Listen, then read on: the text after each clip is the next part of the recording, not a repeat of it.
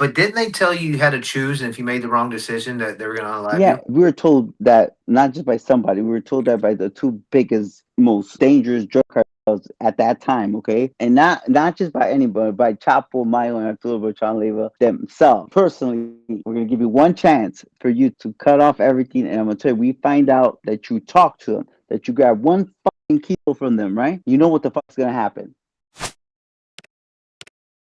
How is the money counting situation going when you're counting that kind of money, hundreds of millions?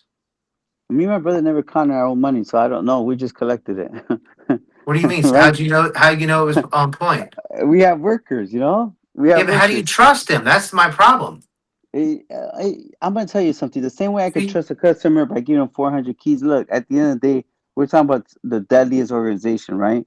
We, it's a business based on trust. We didn't carry any guns to any damn business deal. Our workers work for us. That's what they did, count money. And just imagine, they know what time it is, right? Everyone's life is on the line, literally. So we never had issues. my nervous thing was I shipped my money down there through shrimp boats to Panama. We use a lot of time. We use it, like to go down to Colombia. We use a lot of the Colombians, our money laundering operation. The what they would call it was currency exchanges, or people that would charge us a fee, and we always went to pay the bigger fee and get the money right away. We didn't. Um, we were making enough in the money that we let someone else have that money. Yeah, that shit's crazy because that So was we my moving money was my most nerve wracking. Drugs wasn't so bad, but the money's what scared me because that was my one hit. so I'd be hit. So we had an advantage. Just say like in New York, we could deposit $5-6 million, and and pay the percentage, and they give it to us in Colombia, in our hand, guaranteed. It's guaranteed. Other than that, we transported and tractor traders down to Mexico. So down there, you could just put it in any bank or do whatever you wanted. It's easier. There's Well, I someone for seen all the everyone. houses. I seen the big houses you paid or you had. So apparently, you had to pay them somehow. Yeah, that's a lot easier. When you have that type of money, you're in that world. There's someone that helps you for the right price. They help you take care of that. So once Yeah. the money's there, it's the least of the world. Least of the worries. I will tell you, I don't miss it. I love that I'm able to have a good night's sleep, and be That able to that makes two of be a us. and be a father, and all that shit that comes with it. When I was in prison, I used to be like, look, me and my brother climbed the biggest mountain that was unclimbable, right? And for American, in my world, right? In the Mexican cartel, we made it to the top, and guess what? It wasn't what it was, made out to be. And it's crazy because me and my brother be like, we're running back down the mountain, and people are asking us, or saying that we're stupid. Well, we got to see what was up there, right? And I guess that's what we're trying to push. Is like, look, I wish I would have made the decision, um, and just chose another route, because when it comes to putting your life, and obviously I was doing it for such selfish reasons with the money, but at the end it takes everything away from you, right? The government hates to see anyone with money, especially legal money. My brother and I used to be like, wow, we took so much time building something up, but For it when to it just comes disappear. when it comes crashing down, it leaves it leaves a big gap, a big hole, right? That you're trying Well, to get get it out of. let's So take it a step further. And this is what I explain people, and this is why I get into talking and people bring me on and stuff. Is because I explain to people I wasn't on your level, but I did uh, have ties at the top. I did meet big families of the Cali cartel. I did move stuff from Bahamas. I did do a lot of stuff. I worked my way to the top of the biggest pill mills, the Sackler family with Purdue and all that stuff. But I will tell you one thing. I don't miss it. It was stressful. Every time I turned around, I had to worry about who was going to take me out, who was going to rob me, because I couldn't trust nobody. I didn't know who was who, because you hear all the stories of what they're doing. If I had to put all that energy into a legit business, dude, I would have watched my daughter grow up, not in pictures and visits, but actual in life, and I'd be worth millions of dollars. Because people ask me all the time, "What happened to the money, Jason? You didn't cooperate and turn it over." And I'm like, "I didn't." They put a 4 point. It was 8.8 million, but it's a $4.3 million fine on me. Um, because they took what the feds don't take, your attorneys are going to take. What the attorneys don't take, your family, friends, and business partners are going to take the rest. And you better hope you got some hidden somewhere else. yeah. Um, But and even that comes with crime, right? Even that comes with more time. You Um, know how many people I owe me money? so Ah, so but in saying that, that's I think all the time and energy we spend, it like for sure. Look at I would tell you, I envy the guy that go into work that had a 9 to 5. He goes to work, he's worried about paying the bills, but those little worries are great because guess what? They have a family, they get to be a father, they get yep. to enjoy birthdays and love to their family and have their wife, and people take that shit for granted. Like I couldn't wait to take my kids to school. Like I won't Listen, miss taking my kids to school. It's like whatever I need. I sometimes I might not be, I'll be out and because coming back from a trip without sleeping, I'm still gonna drive my kids to school because I know what it is to sit in prison and look at those walls and just say, I wish I could do this, I wish I could do that. And I remember I used to tell all the guys like, man, I could have been a doctor twice, it's being funny in you say that prison. because, I mean, I don't know what prison. What prison did you go to? I was in a few different prisons around the I city. know I did, you're I you're yeah. you were the two special ones. There's two of them. I One in did do my time. Arizona. Yeah. No, there's more than that, but I did do my time in. I did MCC Chicago. I did MCC New York, and then a few different federal prisons. So the thing is Correctional. with me is I know you can't talk about it. I just wanted to see if you went to a normal one. The reason why I say this is that I did a lot of time in the shoe. And when Mm-hmm. you do a lot of time in the shoe for fighting, checking paperwork, because I didn't run with a gang, I wasn't your typical white boy. I wasn't putting up with shit. Um, my paperwork was good, and I can't take orders from nobody else. Like you're not gonna press me, or you're not gonna try to tell me how to do my time, and then I go look at your paperwork and you're no good. And when everybody else overlooked it, whatever the reason, I don't know. But I will tell you this: when you're sitting in that shoe and you're sitting in that segregation for 6, 8 months at a time, you learn who you are. You figure it Yeah. out. You Uh, become headstrong. You start realizing what matters in life and what doesn't. I will tell you that. yeah. You know what? Well, I did a little bit more than 3 years total in the shoe of my time. I the most I did was 10 months. Straight. And I'm gonna tell you something. It used to drive me crazy, especially I'd be around some like real prison dudes.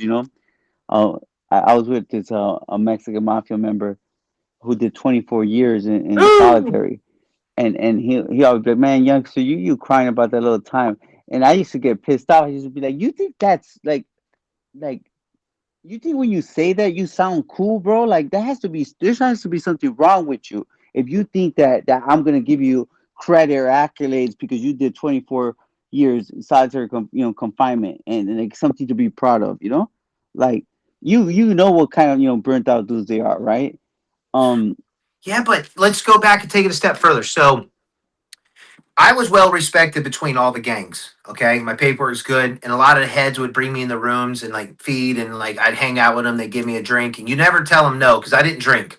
So you don't ever say no to one of the heads, right? You always go have a drink or two with them. You get talking to them, the people get jealous. But I had this old Muslim guy. I'll never forget. My girl left me. I ain't got to see my daughter. My world's falling apart. I'm about, I don't know, 5 years in, and just my whole world is falling apart. I'm walking with my head down everywhere, dude. I'm just like, man, this sucks, dude. I'll never forget. He was one of the most like racist Muslim black dudes that was on the compound.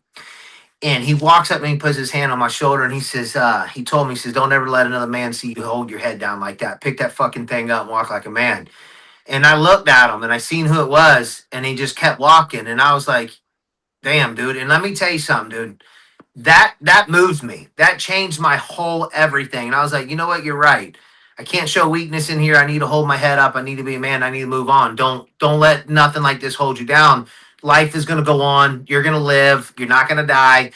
And it took this guy that like I thought hated all white people to the fullest come up to me and tell me that when my own people didn't, tell me to pick my head I up. think you know what I think we're all gonna have different experiences, right? Well, I'm gonna tell you something. I was in prison with a bunch of killers, right? It doesn't matter. Don't think because we're in one of those prisons that they're in gangsters, okay, and Oh fights no, and trust me. um. But I will tell you something. I was hated on a lot, but for sure, I felt like I was respected because I always kept it real. But you know what I used to be, say I used to tell all the time, like, look, man, I'm not gonna hide being down. It's okay to cry, bro. It's okay to be sad. Your mom died. Your girl left you. Your daughter, was going through something. It's okay. It's okay, and especially when it came to relationships, right? you used to hear people, banging on the phone, fighting on the phone with their girls or stuff, um, and try to act like they were a big player. I used to always, sometimes I'd get in trouble. You know how it is, especially when they were crying on the phone or calling the woman out their name or whatever. And I used to be like, "Damn, what happened, player? You a player in the street, you were a player today, but you crying on the phone about your girl, and and I was, all that stuff. Yeah, I'm gonna tell you the biggest dude, the most gangster dude, they were always on some bull. Oh, let them go. It was time to go to the shoe. They're crying about everything. No, you're right about that. I will tell you one thing though. Uh, It was always the short timers. Anybody been down for a long time, dude? I'd rather be around guys that been down. I'd rather be They around have killers and guys that been down a long time. Yeah, but I think the whole thing comes about the gangster culture, right? And I get it in prison where they're like, oh, they're gonna prey on you if you get sad, bro. How many of your guys weren't sad? Will lock themselves in the room and be like in the cell and be like, I need a moment. You get me? What do you think they're Oh, doing in there? every one of them. Everyone. That was my Every one point of to be them. like, look, all of you guys are gonna go in the cell and start crying like little bitches, But you guys like all that tough. It's like people. I guess the criminal element, you have to hide who your feelings. You have to act like this tough guy. That's why myself, it's hard for me to meet someone and be like, "Oh, you're the biggest gangster." See, I don't take it as like the gangster part, Jay. See, my thing is like you can't like these guys when they would see me have my head down for a couple of days at a time, they knew something was going on. They had enough respect to come over to me and tell me, like, man, pick your fucking head up. You're gonna make it. Like, don't let something crash you out. Don't let something drag you down. Like, life moves on. You got to pick your head up. You got to go.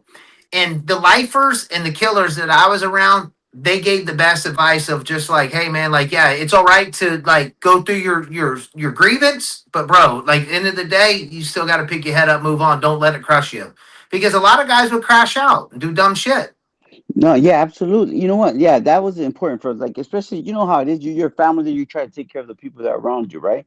And that was our biggest thing. If someone was down, like, look, man, stay, stay out the way, because we know what happens already. But I just think that it's the culture. I think that it has a lot to do with this culture of like, people not, hiding their feelings or not being able to, just be human beings, right? Because this culture has told you how to act or, what you could say, what you could do. I never been one of those persons. I've always been myself, no matter what. Uh, No, I'm uh, the same way. That's why mm, in prison I ran by myself, and mm, I got in a lot of fights and stuff because I didn't take orders very well, and I've held my own. That's why you don't see. You notice nobody comes in my comments in any of my videos and calls me bullshit, and I can't control what people say on Johnny Mitchell's and Matthew Cox and all them. You know what I'm saying?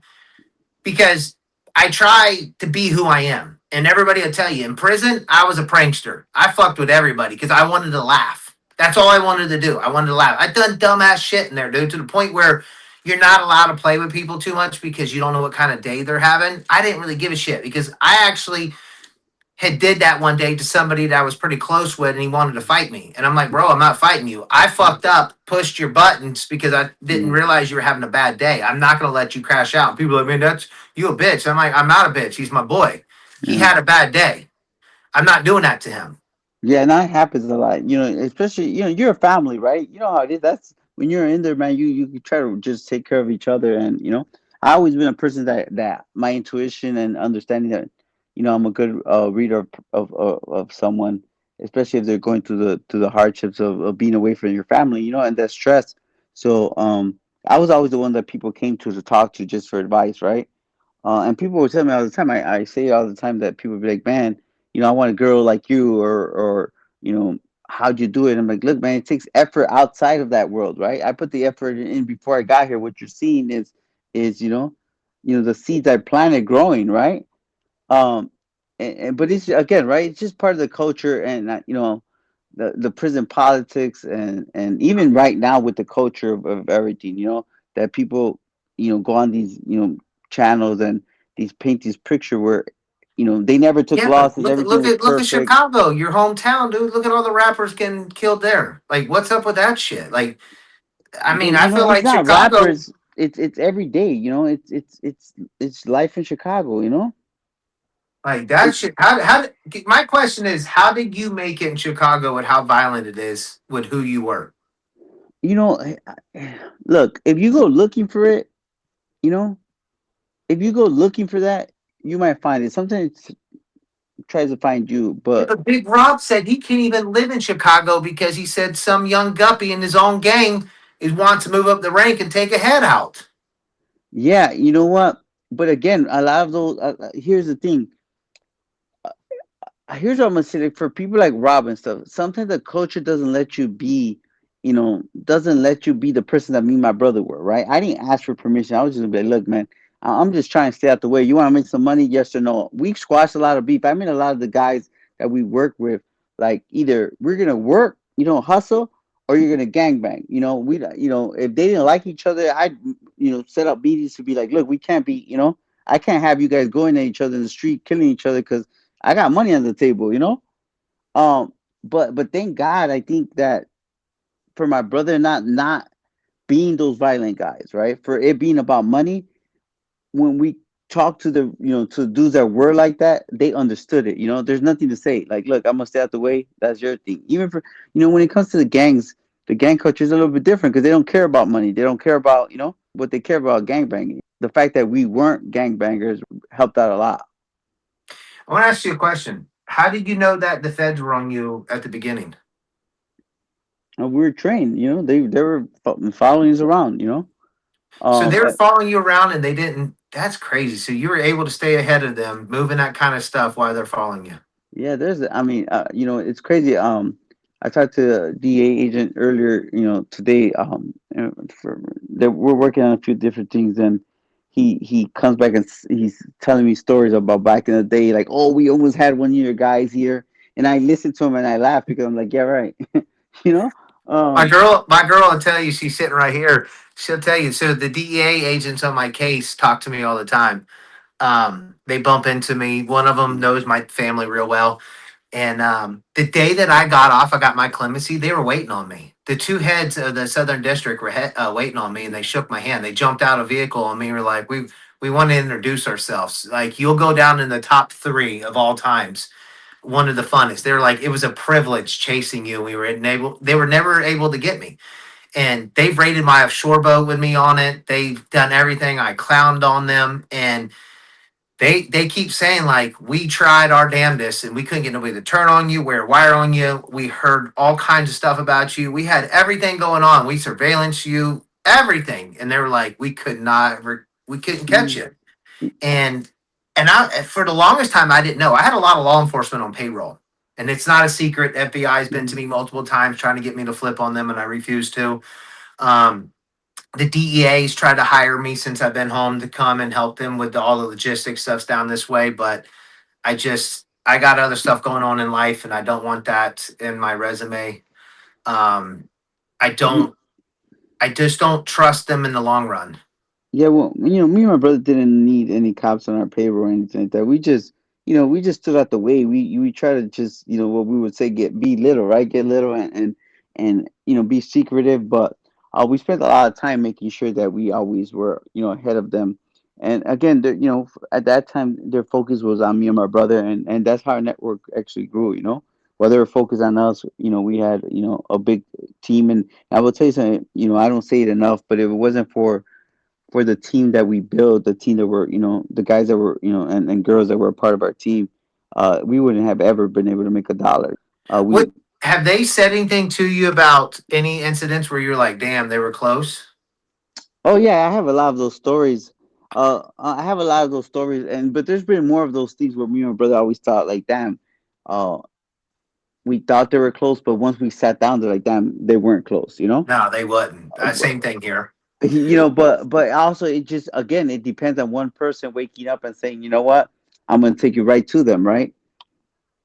And that would have been over. It would have been over with. But big shouts out to the team, man, to the whole team that helped us.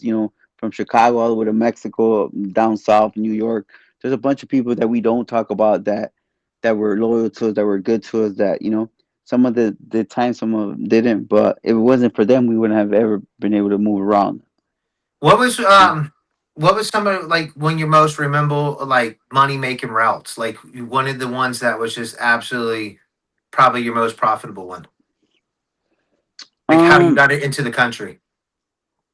well, I mean, we had an advantage. We were working with you know the biggest jugglers in the world, so we used tunnels but I think that like our route from from Mexico to Chicago being our stronghold was our prized possession, right? We could sell anywhere from 1,500 to 1,800 kilos, um, you know without a problem in Chicago, right? Um, we started to kind of scale back there just because we were going to so many other different cities, right? Like I said, like we could literally make an extra $10,000 from LA going to DC, going to Columbus, Minneapolis, Detroit, but most profitable one was for sure going into Canada, you know. Um, when we were selling keys in Chicago, and I think we would probably wholesale keys probably for 17.5, and we were selling them in Columbus for like 20, and in Cincinnati, Cleveland. Um, but we could go up to Toronto, Vancouver. In Vancouver, we were selling them for 40,000 Canadian, in Toronto 45,000. Well, Um, did you ever have a problem getting rid of it? Because my whole thing was is I get 100 would be gone. I could get 200, they'd be gone if I wanted to. Once I got into around the car racing, all the black dudes in the car industry, like in the street racing, mhm. it was just like they networked and they know everybody because like the New Jersey boys come down to the Carolinas to race, the Detroit boys come down to race, and it's like once you plug into one of them dudes and they find out you got the shit, dude, it's over with. So like in the street racing was like my biggest plug. I could get 1,000 probably and the shit would be gone. Them boys would have that stuff gone in no time. Yeah, you know what? Yeah, I had a lot of my guys that were into street racing. You know what? Obviously there's always a market, but it's like you choosing the right people to deal with because we were trying to stay, ahead of it. So there was a lot of guys we didn't mess with because they were hot or we felt they were too risky for us to get involved with. But how would you know that when you're dealing with somebody in a different state? Because like I would have to rely on people that knew them, but then sometimes they didn't even know. They were just saying that because they wanted to make money. Yeah, well, you know what? It was trial and error too. It was trial and error. But Y'all we got lucky, always, so I can yeah, say, wow, yeah, damn y'all boys. trial and error. But a lot of our guys, especially from out of town, man, thank God they were a lot older, older guys. You get me? And we were basically giving the spill. You want to make money? We can help you. Sometimes we have to teach them how to hustle, right? Teach them what not to do. So we used to always tell them like, look, don't chase the money. You're getting them in a good. There's no rush. Be easy, right? Just let it come to you because when you go looking for it, it's when the Fed find you. Yeah, no, Um, that's the truth. but you know what? The product sold itself basically, right? If we went out of town, just say, and I always be like, look, man, the numbers going for, just say the numbers going, wholesale for 24. Me or my brother be like, look, I'm gonna give them to you for 21. That's enough money for you not to have to work hard, right? Don't work hard. Don't go out of your circle, right? And make money, and it worked out. Hell yeah. So what? So you do like speaking stuff with people these days? Right now, I do law enforcement consulting. I do a lot of keynotes. I do universities, prisons. I'm just breaking into doing some corporate speaking about like leadership.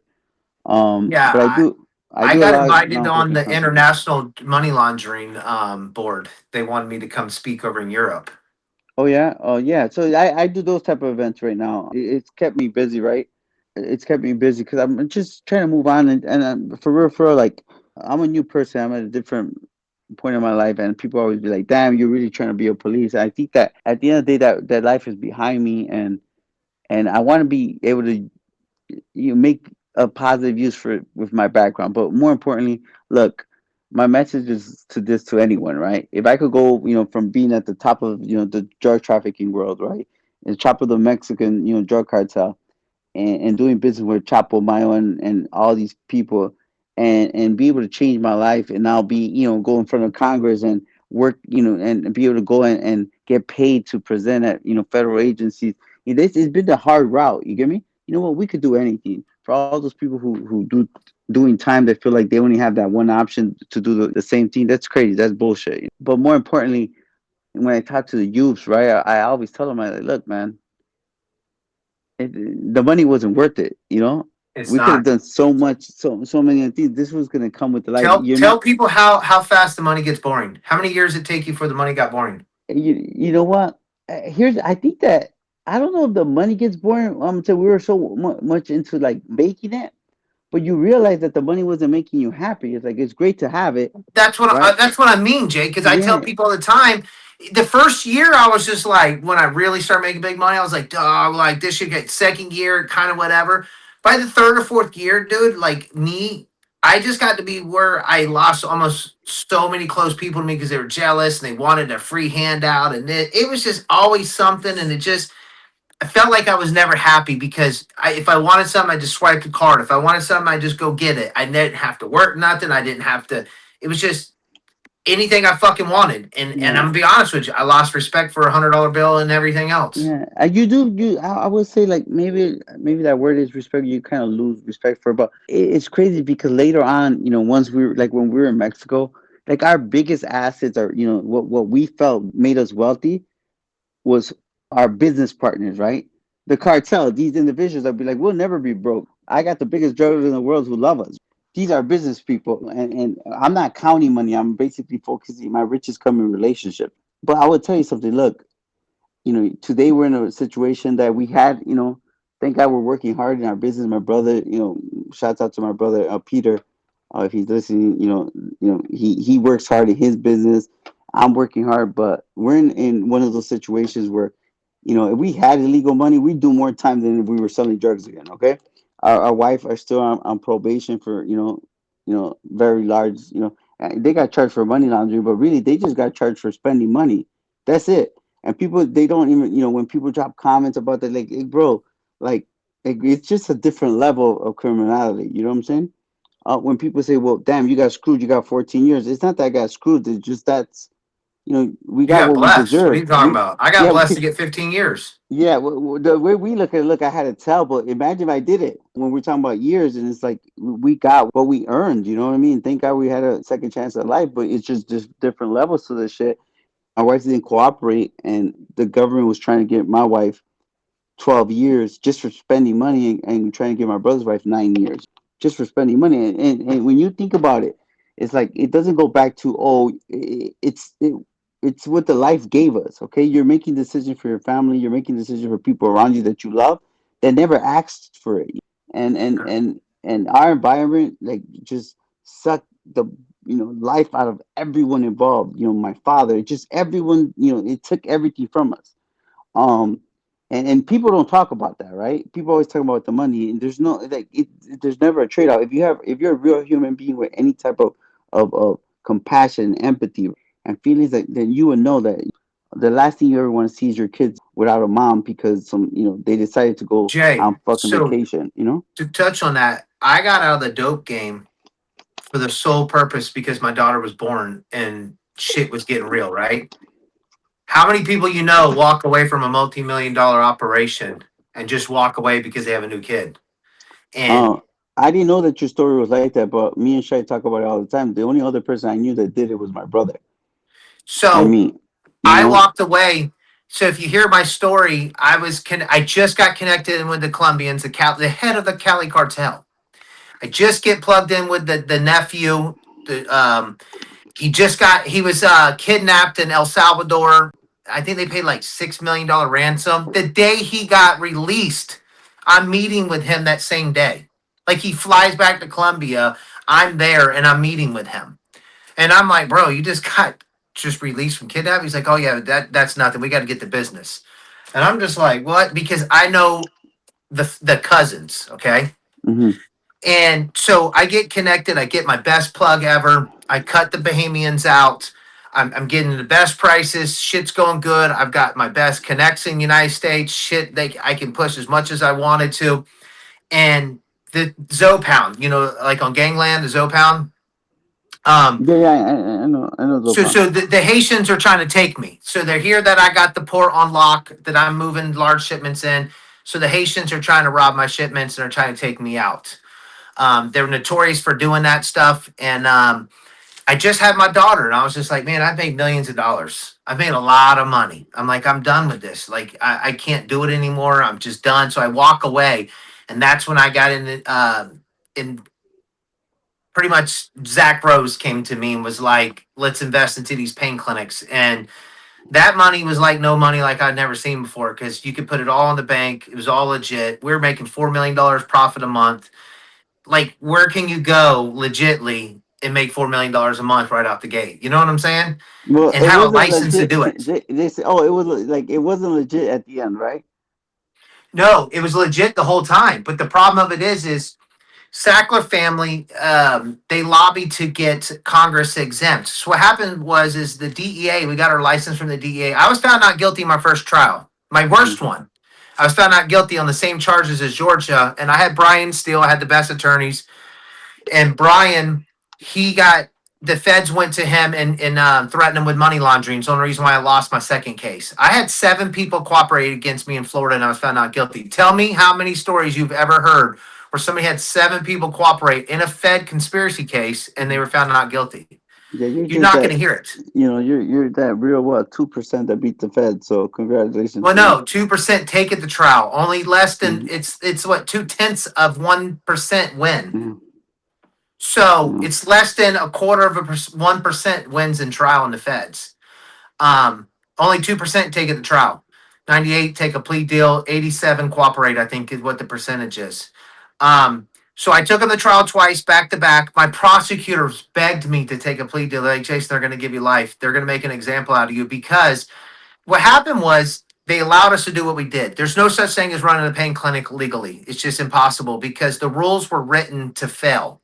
And it Hmm. was written for the Sackler family to push their products like a drug kingpin because they lobbied Congress and they had, you know, as well as I know, and you're probably going to argue with me, the CIA and the government controls a lot about what the drug people do. They allow a lot of it to go on. Um, they could put a bigger dent in it if they wanted to, but they choose not to. And we know that the CIA funds a lot of their operations through the drug cartels, Barry Seals, Rick Ross's story, a lot of them. I'm not saying they do it with everybody, but they do have their finger on their part of the cut. The Bush family is notorious. The plane's gone down with tons of coke on it. Um, they allowed the Sackler family to do what they did, and you can research it, look into it, and they used us as pawns, and we didn't know it. Yeah, And yeah. I we, seen that recently. I think that they're just dissolving, right? Purdue, right? I Yeah, just saw that. but here we go again. How do we prove that they're paying the fines? If they only got Yeah, fined, why don't they? I do the time, they pay the fines. That's my saying. yeah. And it's like, Jay, come on, dude. Like, so if it wasn't for the jury, you know what the jury, my attorney. So I paid all these big attorneys, right? Spent hundreds and hundreds and hundreds of thousands of dollars just to give the attorneys money to go talk to the feds to take my Hmm. case on. I want $150,000 just to go talk to the feds. Here you go. Go talk to them. See what's going on, right? Because they raided our clinics, but we went indicted. So they want 150 grand just to go meet with the feds. I'm like, okay, fill them off 150 grand. They go meet with the feds. They come back. They're like, you're going to life. Going away for life. If you don't take a plea deal, you're going away for 20 years with a plea deal. And I'm like, what? So I'm complaining. My hometown attorney, she's 32 years old. Her name is Brooke Butler, the baddest bitch you'll ever meet. Hmm. Gangsters can be. She's the one that I had on payroll. All my guys had on payroll around here. She's just absolutely the biggest bulldog gangster around here. Beats everything. And so I had all my guys had her on payroll. Like literally, if you get arrested, she's at the court the next day fighting and get you the fuck out, dude. And she's bad. I don't know why she's so good, but she is. She takes my Fed case because she got tired of me complaining. I'm like, Brooke, you need to help me. Never fought a Fed case ever. She takes my Fed case. She only did one because she don't like how the Feds work. She took her to trial and won.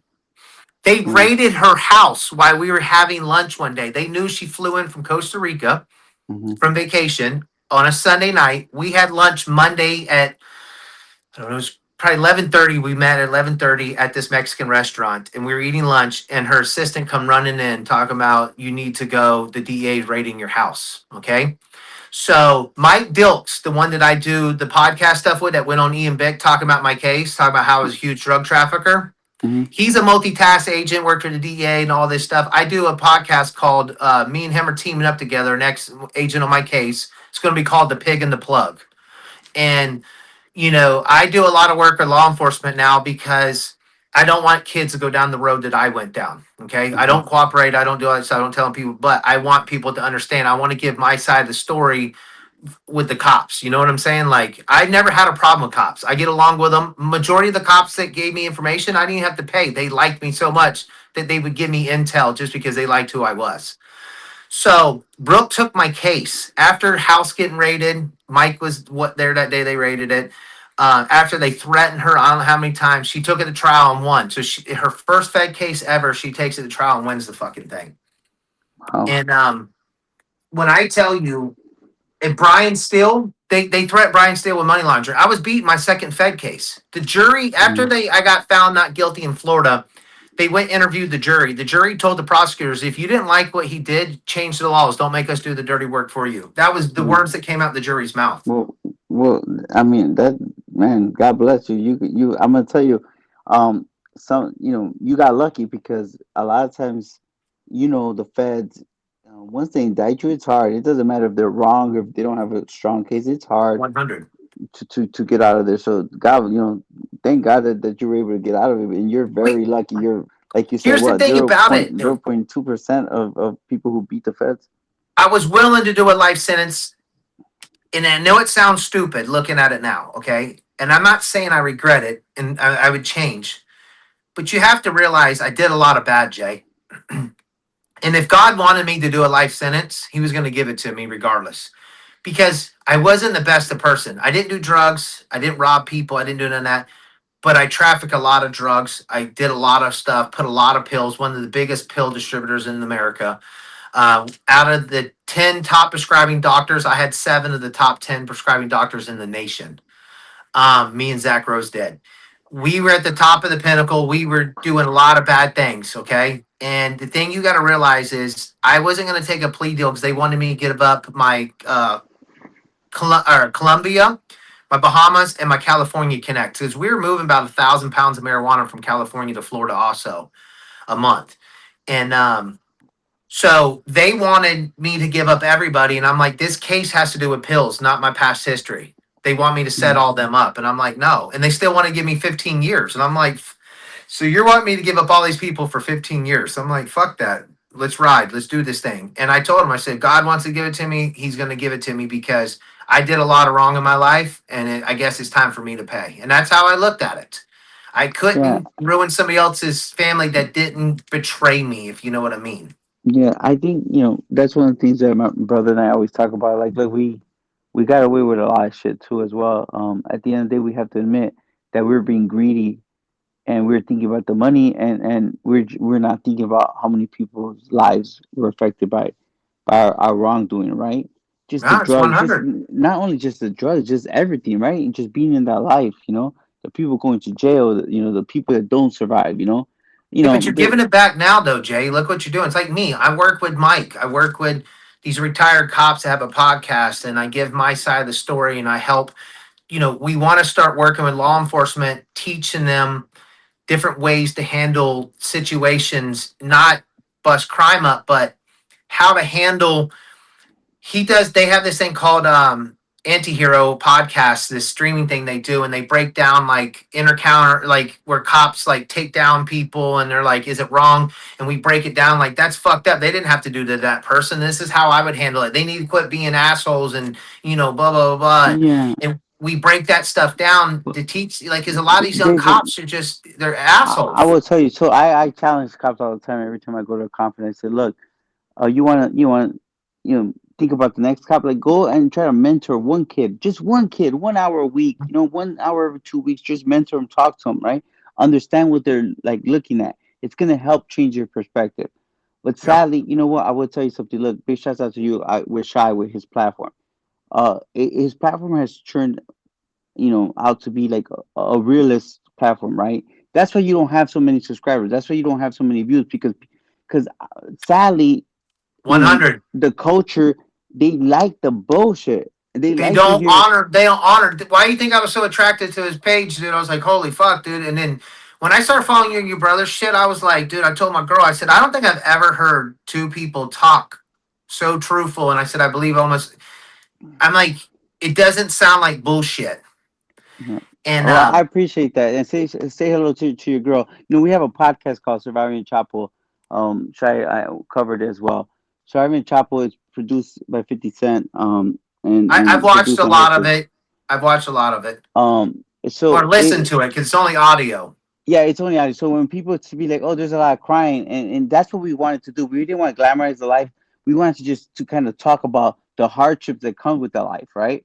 And I think for here you see, and Shai's channel has basically turned into the cartel, like tell Tell, because we're trying to say, look, a lot of these kids, a lot of the culture glamorizes these guys. You know, Shai always says, look, people put Pablo Escobar on a T-shirt, but he was a pedophile. People don't talk about that. Yeah. Most of these Mexican, cartel people were pedophiles. Here's the thing: when you're in that life, you're zoomed in, right? You're living in this bubble. I was able to bust the bubble, and that's what I want to share is like the real insight of how it is, and we share all these stories about. It doesn't matter what you were doing for them. It just depending on how you woke up. The game is not fair. It's never been fair. The game is set for us to lose because we're not supposed to win Jay, to you have begin to go with. to prison. People see. Here's the problem of it is you have to go to prison to see that most 99% of the time. One question nobody asked me: who was loyal to me? I went to trial. You think anybody rode with me? Yeah, sadly, that's what it is. I'm gonna tell you. Listen, Um, I was loyal to everybody. You know what everybody told me? You know what somebody close to me said? I had to think about my family and my kids. I said, "Oh, you weren't thinking about them when you committed the crimes, were you?" I said, "You only thought about it when the handcuffs come on, right?" it, it, And I'm it like, in and I'm like, that's hindsight, fucked up. in hindsight, look, people always say that. Oh, you should have thought about that. I will tell you something. Look, when we set out to when me and my brother got into the game, we were just trying to make some money. We were not thinking we are gonna be these big old drug kingpins and do all that. You don't think about those things until you're in it, you're living it. And then there's How fast did you get big?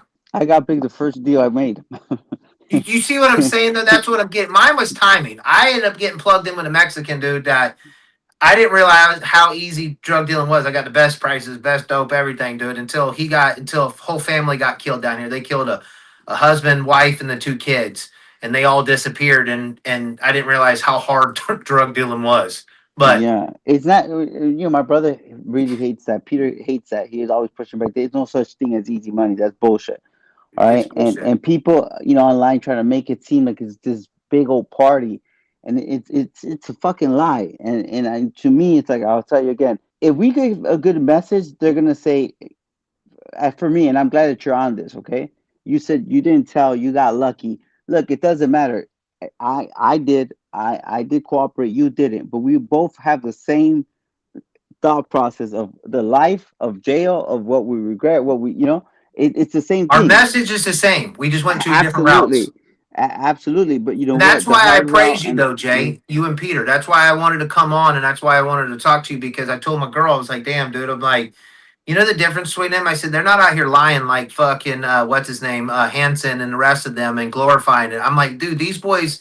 I feel like every word comes out of their mouth is just like straight up real shit. And I said, and I love the fact that they're telling the other side of the story. I'm like, people need to realize like what I went through, and dude, I just got my daughter back in my life, Jay. Like a lot of people don't know, dude. oh, I went with 6 years not seeing my daughter, 7 years not speaking to my daughter and seeing her. 7 fucking years, Jay. 7 years because of the this. It man. destroyed her. Congratulations to you. I'm gonna tell you. You know what? Fighting for your for your kids. That's the fight that you should be proud of. That's what you should be into. Devoting, to everyone, devoting themselves as husbands, as parents. Because guess what?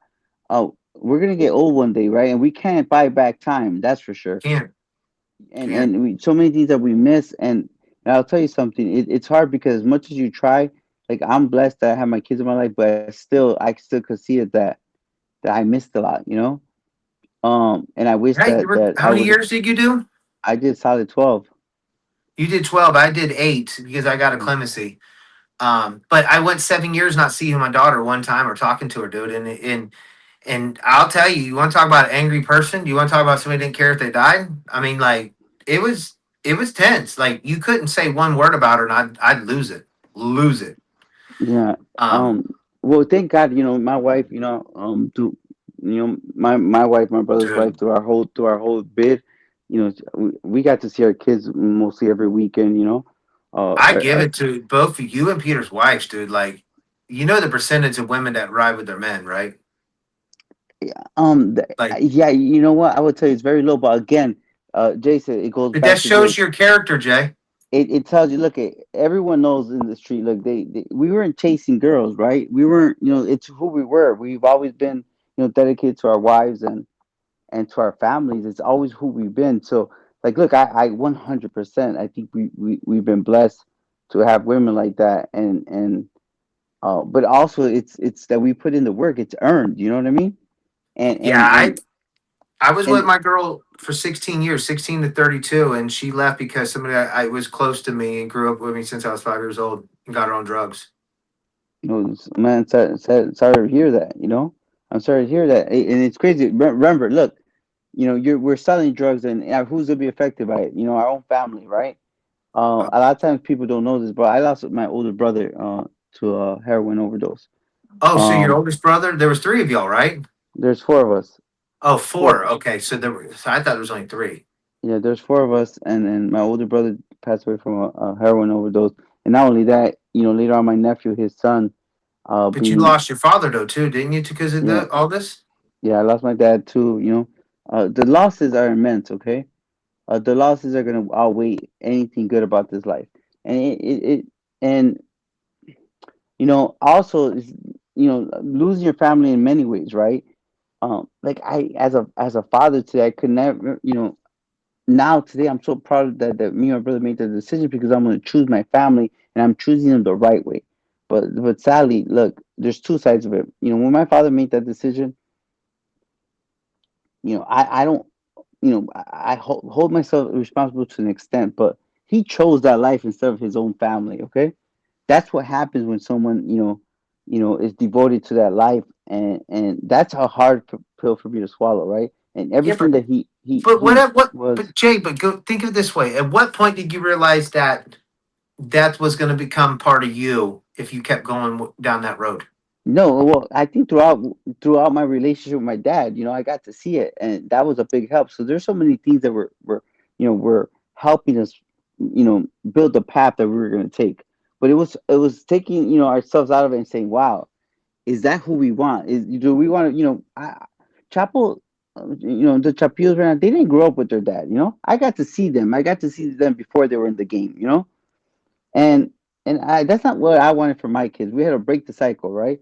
But I also got to be like, people would be like, oh, well, your dad and your older brother taught you the game, right? You guys learned the game from, like, you think that was a good thing?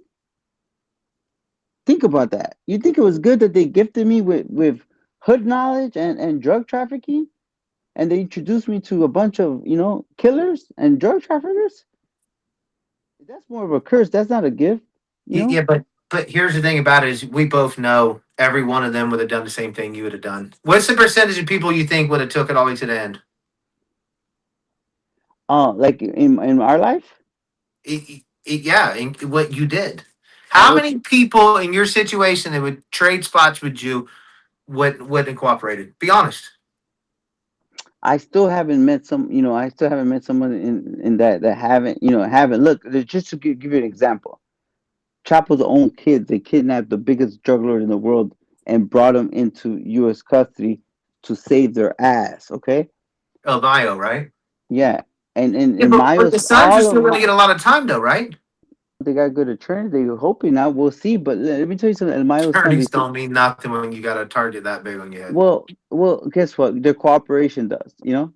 So just Yeah. think about what they're giving up, and just to let you know, Mayo's sons, all his sons except for the one that's still fighting there, have cooperated. Okay, all of them. And let me tell you, so there's no bigger drug traffickers than them. Vicente Zambada was one of the biggest drug traffickers that people don't talk about. Cooperated. Right now, you have the biggest drug traffickers, bigger than Mencho, Los Queenies. and everyone that created CJ&G all cooperating. Okay, it doesn't matter. And I will tell you something. They're all gonna make the decision, but I will tell you something. Like, look, real men are gonna take care of their family. Real men are gonna be able to say no to that shit and do the right thing. Go to fucking work every day. Go to school. Learn a trade. Be a hustler. The positive way, right? But man, when I hear these comments be like, "Oh, I folded," like we folded, we were soft, like, bro, you see in the movies and you see in damn television, right? And I'm not proud of that, you know. Yeah, but hear me out on this, Jay. Though I might be wrong, but didn't they tell you you had to choose, and if you made the wrong decision, that they were going to unalive Yeah, you? you know what? Yes, they did. The reason why I don't emphasize that, you know what, Jason, because I don't try to use it as an excuse. Yeah, but hold on though. But people need to know that in a way because it's like, bro, there was no out. You were running in Mexico because what? United States indicted you. They wanted you, right? So you were hiding in Mexico, right? Yeah, So you couldn't come back to America. You had two cartels, multiple cartels talking about they're going to unalive you. Like, what the fuck did yeah. everybody Let me want you tell to you. do? So let, I let me don't tell you. cooperate. I'm against it in a way because I feel like we signed up for something. But I understand you can't you can't go and put somebody in a corner and then expect them to be loyal to you. I know that for a fact. Okay, when my guys got hit, they got lawyered up, they got money, they were taken care of, and hoping they didn't fucking Oh, cooperate against me. okay. Let's talk about this because you've been around enough drug traffickers and gangsters and criminals in prison and in different areas. We were told that not just by somebody, we were told that by the two biggest, most dangerous drug cartels at that time. Okay, and not just by anybody, by Chapo, Mayo, and Arturo Beltrán Leyva themselves, like personally. Like, look, we're gonna give you, we're gonna give you one chance for you to, to cut off everything. And I'm gonna tell you, we find out, we're that you talk to them, that you grab one fucking kilo from them, right? You know what the fuck's gonna happen. Let Yeah, this be the last time. And now, at that situation, if you say no to one, you're saying yes to the other one, right? The other one's gonna say, "Oh, I know what he's doing." You can't tell him, "Hey, boss, I'm gonna take a break," because they're gonna be like, "Oh, really?" They're gonna think that you're fucking with the other guy, and that's it. You're done. There's no second chances. well, that's what I'm trying to get at here. Um, So, but Jay, I want in you to all realize honesty, me and my brother talked about it, and we're like, "Look, we know who we're gonna choose to go with, right? And the person we're gonna choose to go with, the people we're gonna choose to go with, we're gonna be the people that were integrated in our life, that we felt we would have a harder part, harder, like, it was gonna be harder for us to hide from, because there were, we had their people were part of our organization. They were, they're the ones that were with us all the time, and it was which gonna be group was that? Chapo and Mayo's organization. I had their people, and we were business partners with one of their, main lieutenants, and our families and our business was intertwined. I couldn't not be with them because the first thing you're gonna do is go after my family, right? These people are taking care of my family in different areas. I just didn't like the sitting of, like, okay, if I choose them, I also have to get rid of some of my friends in order for me to be okay with them. Don't think it was gonna be like, you choose me, you're only going to do business with me, you're going to say okay. The other people are going to be like, oh, really? They're going to come attack you the second they think you flipped on them.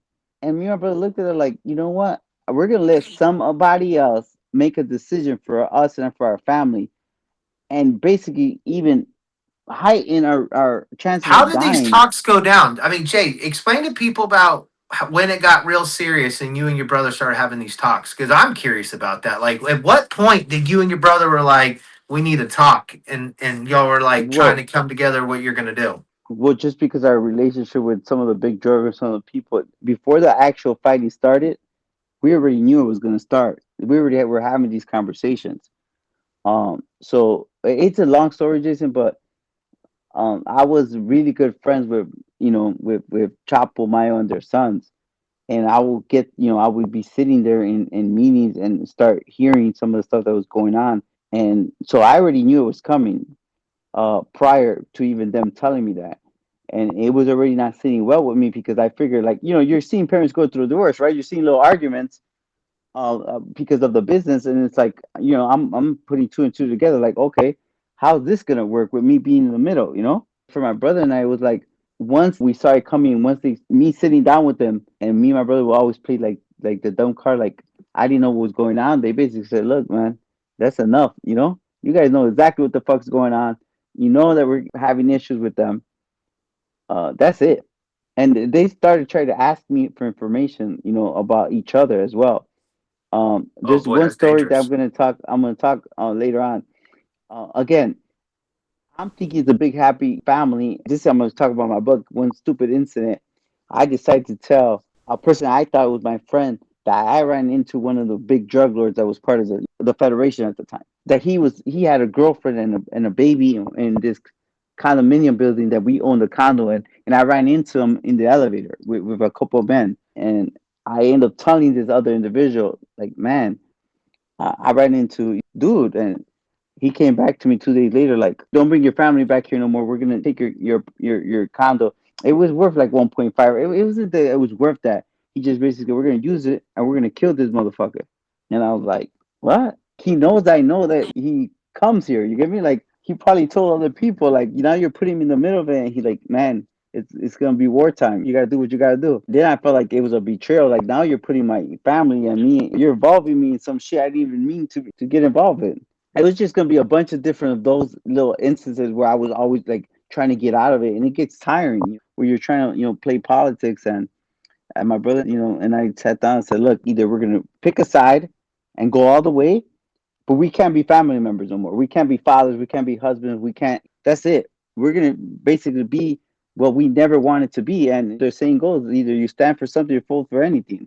And now that was, you know, that line we didn't want to cross. We decided to basically choose to risk our lives and cooperate and be considered rats or whatever you want to call it. But at least we're not going to be men that we weren't ever supposed to be. So I would rather be this than be fake, like some of these people out there.